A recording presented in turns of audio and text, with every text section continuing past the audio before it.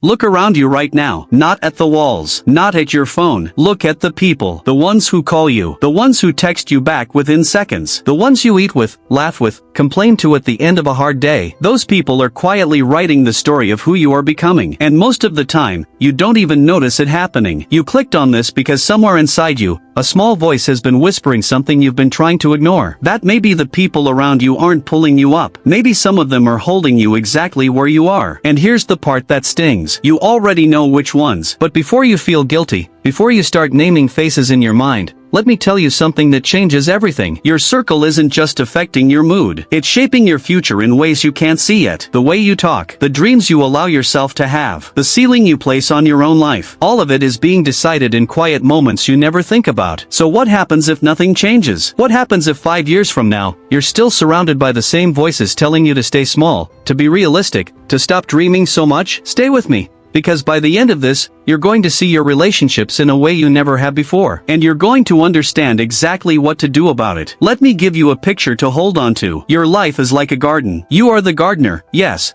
But you don't control everything. The soil matters, the weather matters, and most of all, what grows nearby matters. Plant a young tree next to strong, healthy trees, and it learns to reach for the same sun. Plant it in a patch full of weeds, and those weeds will fight it for every drop of water, every ray of light. The tree isn't weak, it's just surrounded by the wrong things. You are that young tree, and the people around you are what's growing beside you. Keep that garden in your mind, because we're going to come back to it. Here's the first thing you need to understand. You become the average of the people you spend the most time with. Not the people you admire from far away. Not the ones you follow online. The ones who are actually in the room with you, week after week. Think about how you talk when you're with your closest friends. The words you use. The jokes you make. The things you complain about. Now think about how differently you'd speak if you spent every day with someone calm, focused, and hungry to grow. You'd start to sound like them. You wouldn't even try. It would just happen. This is why you feel stuck sometimes and can't explain why. You're eating right. You're trying to think positive. You're watching the videos and reading the quotes. But every evening you go back to the same conversations that pull your mind back down into worry, gossip, and small thinking. It's like trying to swim forward while 5 hands quietly hold your ankles. Most people never notice this. They blame themselves. They think something is wrong with them. But the problem was never your effort. The problem is the water you're swimming in. So here's what you do today, not tomorrow. Today, take out a piece of paper and write down the 5 people you talk to the most. Just their names. Then next to each name, write one honest word for how you feel after you spend time with them. Drained, lifted, anxious, calm, smaller, bigger. Don't judge. Just be honest. That single list will show you more truth about your life than 100 motivational speeches. Because awareness is where everything begins. You can't change what you refuse to see. But here's what most people never realize. It's not just about cutting people off. That's the loud, dramatic answer everyone jumps to. And it's usually the wrong one. There's something far more important happening underneath.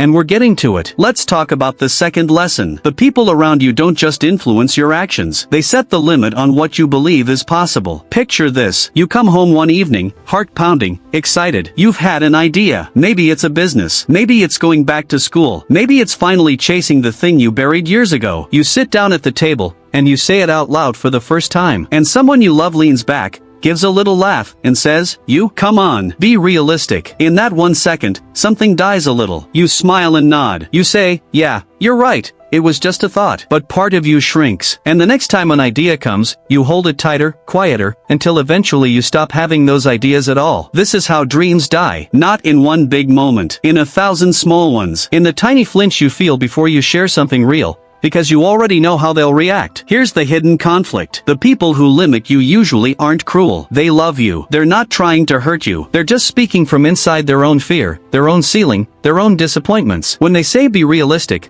what they really mean is, I gave up on that. So it hurts to watch you still believe. Their limits become your limits, not because they're bad people, but because you trust them. But you cannot let someone else's fear become your future. So here's the shift. You don't have to argue with them. You don't have to prove them wrong at the dinner table. You just have to stop bringing your seeds to soil that kills them. Some dreams are too young and too fragile to be shared with people who will step on them. Protect them. Guard them. Let them grow roots before you let anyone near them. Your action step is simple but powerful. The next time you have a real dream, a real goal, Don't announce it to the people who always shrink you. Instead, find one person, just one, who believes in bigger things. Share it with them first. Watch what happens to your energy when your idea is met with, "How can we make that happen?" instead of "Be realistic," because belief is contagious. But so is doubt. You're breathing in one or the other every single day. And this leads to something even deeper. Because there's a specific kind of person in your life right now who feels supportive but is quietly the most dangerous of all. You might not have noticed them yet, but once I describe them, you'll never see them the same way again. Let's talk about them now. The comfortable friend. This is the third lesson, and it's the one nobody wants to hear. Not everyone who holds you back looks like an enemy. Some of them feel like your safest place. The comfortable friend is the one who's always there for you, always ready to agree, always willing to say, "Don't be so hard on yourself.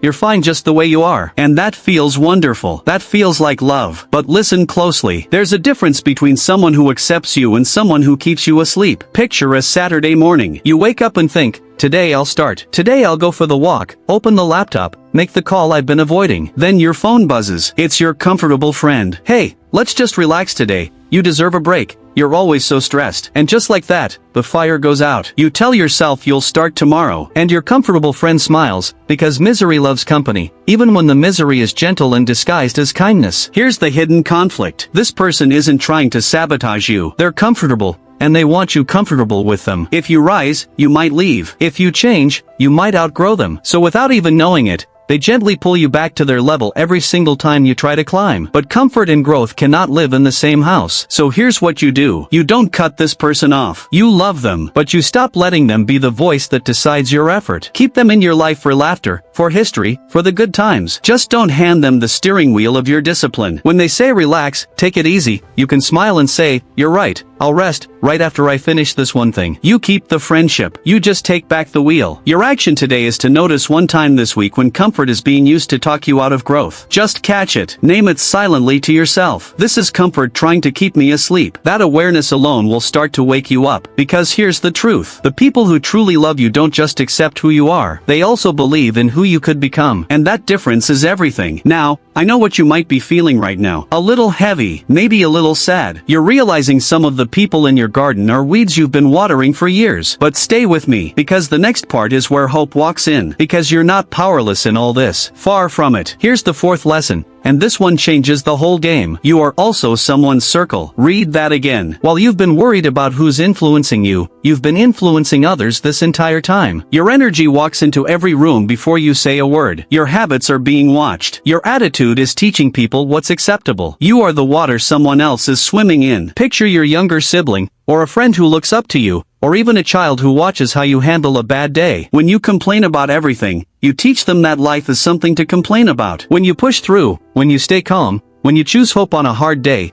you teach them that it's possible. You're planting seeds in gardens you'll never fully see. Here's the hidden conflict. Most people wait to become better until their circle gets better. They think, "Once I'm surrounded by great people, then I'll rise." But that's backward. That's waiting for the harvest before planting the seed. So here's the shift that flips everything. Don't wait to find your circle. Become the person your future circle would want. Become the calm one, the focused one, the one who lifts the room instead of draining it. When you raise your own energy, something almost magical happens. You start to repel the people who kept you small, and you start to attract the ones who pull you higher. Like attracts like. Always. Your action step is this. Tomorrow, walk into one interaction, just one, and decide to be the most positive, grounded person in that exchange. Don't announce it. Don't make it a big deal. Just be the lift instead of the weight. Watch how people respond to you differently. You'll feel your own power for the first time in a long time. Because you're not just a product of your environment. You're also a force that shapes it. And once you understand that, you stop being a victim of your circle and start becoming the center of a better one.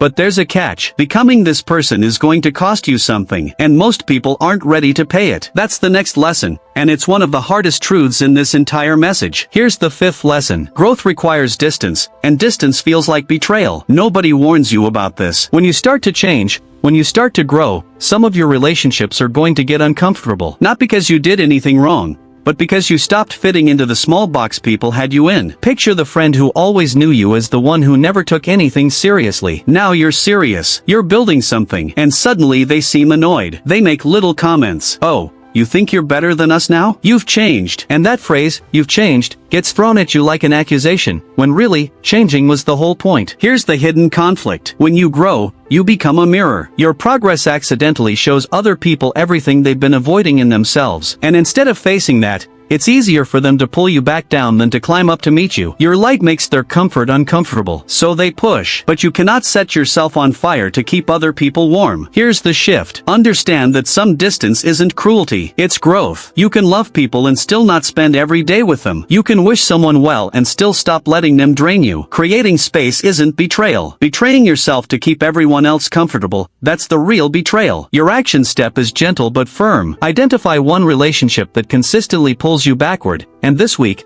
create just a little more space. You don't need a dramatic goodbye. You don't need a speech. Just answer a little slower. Say yes a little less. Pour a little less of your energy there, and a little more into your growth. Distance can be quiet. It doesn't need an announcement. And it's going to feel uncomfortable. You might feel guilty. You might feel lonely for a while. But remember your garden. Sometimes the most loving thing a gardener can do is pull out what's choking the young tree, even the plants that were there first. Because loneliness for a season is better than staying small for a lifetime. And here's what almost nobody tells you about that lonely season. It's not empty. It's actually where the most important thing of all begins to happen. Let me show you. This is the 6th lesson. The temporary silence is where you meet yourself. When you create distance, when the noise of the wrong voices fades, something strange happens. It gets quiet. And in that quiet, you start hearing a voice you'd forgotten. Your own. Picture an evening alone. No plans. No group chat buzzing. Just you. At first it feels heavy, almost sad. You reach for your phone out of habit. But then, slowly, something shifts. You start to think your own thoughts again. You remember what you actually want, not what everyone told you to want. You feel the shape of your own dreams returning. Most people are terrified of this silence. That's why they fill every empty moment with noise, with people, with distraction. They'd rather be surrounded by the wrong crowd than sit alone with themselves for even an hour. Because being alone forces you to face the one person you've been running from. You. Here's the hidden conflict. You've spent so long shaped by other people's voices that you're not even sure which thoughts are yours anymore. Which dreams did you choose, and which were handed to you? Which fears are real, and which did you absorb from someone else's mouth? You can't answer that in a crowded room. You can only answer it in the quiet. So here's the shift. Stop running from solitude. Start using it. The quiet isn't your enemy. It's the room where you rebuild yourself. It's where you finally get to decide, on purpose, who you want to become and who you want beside you. Your action step is beautifully simple. This week, give yourself 30 minutes of complete quiet. No phone, no music, no noise, just you and a notebook. And ask yourself one question. If nobody's opinion could touch me,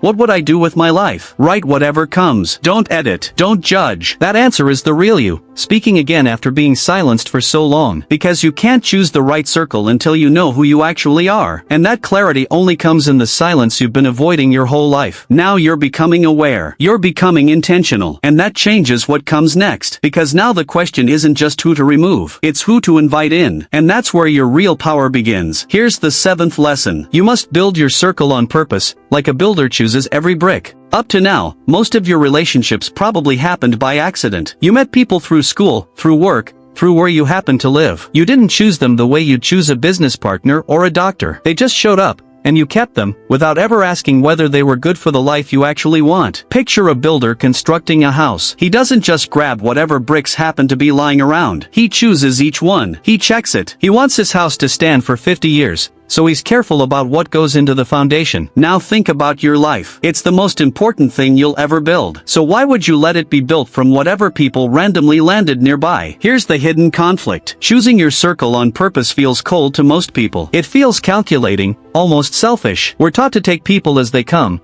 to never be picky about relationships. But there's nothing selfish about protecting the one life you've been given. You're allowed to be intentional about who you let close. So here's the shift. Start seeing your relationships as choices, not accidents. Look for people who have what you want, not in money, but in character. People who are calm when life is hard. People who lift others instead of tearing them down. People who are growing, not just complaining. And then move toward them, on purpose. Your action step is to identify one person in your life, or one you'd like to know, who represents growth, calm, and possibility. Someone you always feel better and bigger around. This week, reach out, send the message, make the plan, water that relationship deliberately, because the ones you nurture on purpose become the strongest trees in your garden. Because a circle built by accident controls you. A circle built on purpose empowers you, and you get to be the builder now. But even the best circle can't do the deepest work. There's one final truth waiting, and it ties everything together. This last lesson is the one I need you to carry with you long after this ends. Here's the final lesson, and it's the heart of everything. In the end,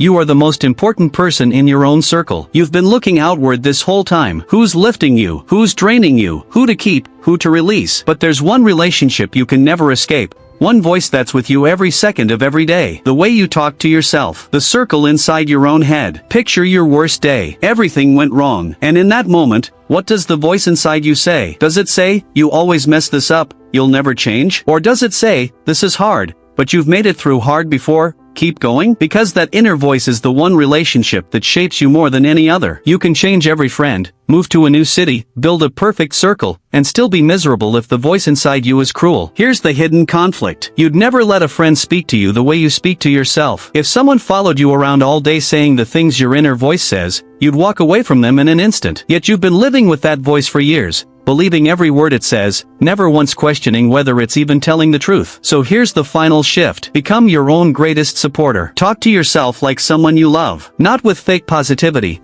but with the steady kindness of a mentor who believes in you. Because the truth is, you're the one person guaranteed to be in your circle for the rest of your life. Make that relationship a good one. Your action step is this. Starting today, catch one cruel thing you say to yourself, and replace it. When you think, I'm such a failure, pause and say instead, I'm learning, and I'm still here. It'll feel awkward at first. Do it anyway. You're rebuilding the most important relationship you'll ever have. Now let's bring it all together. Remember the garden. Remember the young tree. You came here feeling that quiet whisper, wondering if the people around you were holding you back. And now you see the whole picture. You see that you become the average of who surrounds you. You see how dreams die quietly at dinner tables. You've met the comfortable friend who keeps you asleep. You've realized you're someone's circle too. You've learned that growth requires distance. That silence is where you meet yourself. That you can build your circle on purpose, and that the voice inside you matters most of all. Here's the beautiful truth. You were never just the young tree waiting to see what grows around it. You were the gardener all along. You get to choose what stays close. You get to pull the weeds, even the ones you planted yourself. You get to plant new seeds beside you,